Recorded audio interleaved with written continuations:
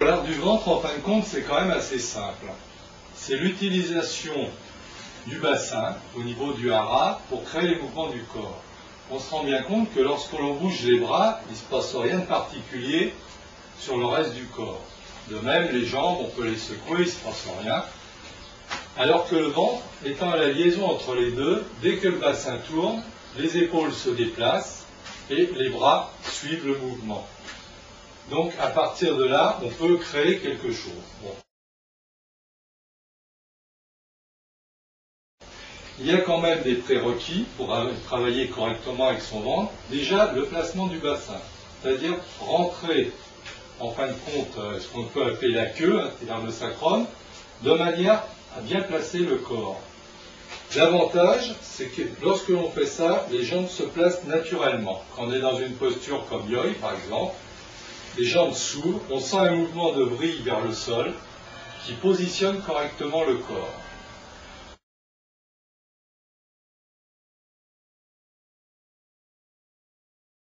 Ensuite, lorsqu'on veut utiliser le ventre, il faut utiliser la respiration dite diaphragmatique et non pas ventrale, abdominale ou autre.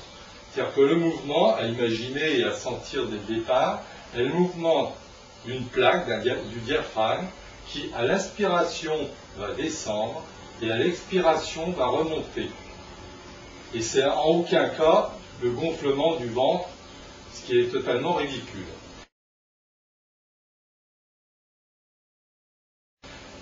En plus, lorsque l'on place correctement le bassin, on rapproche en fin de compte ces deux parties du corps l'une de l'autre, et le raccourcissement des abdominaux les met dans une position favorisant leur contraction. Cependant, il ne faut pas les contracter volontairement. C'est le placement du bassin qui doit placer les abdominaux en position.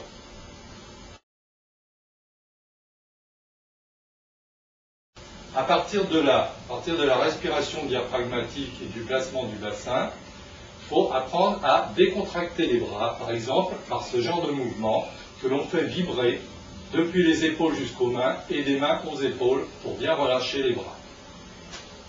Une fois qu'on a bien relâché les bras, on va essayer de sentir déjà les forces que l'on crée par les mouvements du bassin. Les premières forces vont être les forces liées à la rotation du bassin, qui vont permettre à la fois de poursuivre la décontraction des bras, mais en même temps de sentir ces forces.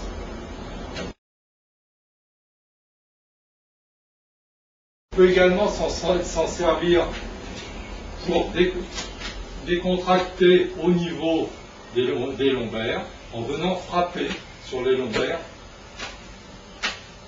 avec les bras. On fait le dos des mains. On peut faire le même travail au niveau des abdominaux en ramenant les attaques. Donc on peut démarrer comme ça et on ramène par un mouvement du bassin.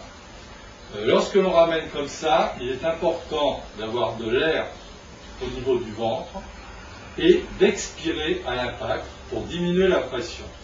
L'encaissement n'est pas uniquement un travail abdominal, c'est principalement un travail respiratoire.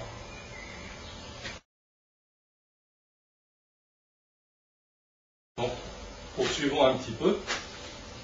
À partir de ce mouvement-là, on peut se rendre compte que beaucoup de techniques de karaté ou de divers arts martiaux peuvent exister. Prenons par exemple le Gedankei-kyuke, le Soto-uke ou Shikomi suivant les styles, Nagashi-uke, que l'on peut faire avec ça.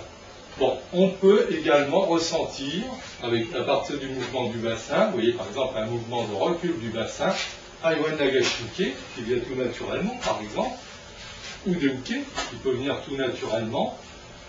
Dans l'autre sens, on peut Shudan-enki-uke également, qui vient tout à fait naturellement par les mouvements du bassin.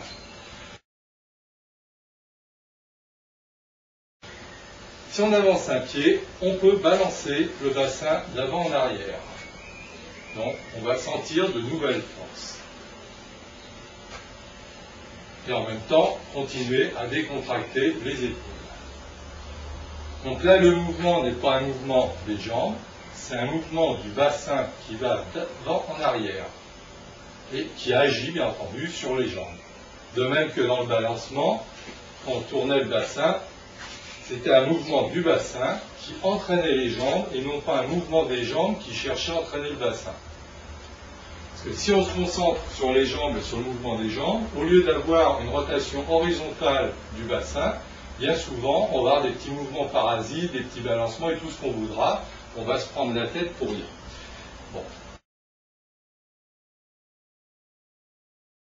Autre avantage d'utiliser le ventre, du fait de son action sur les jambes et sur le haut du corps.